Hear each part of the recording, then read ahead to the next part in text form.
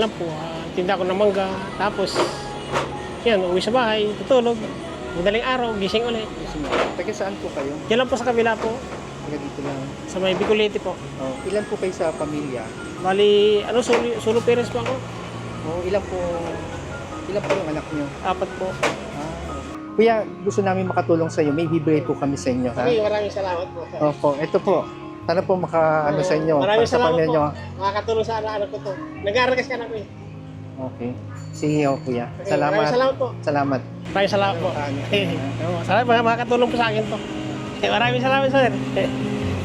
Tuwan-tuwa yung bunso ko nito.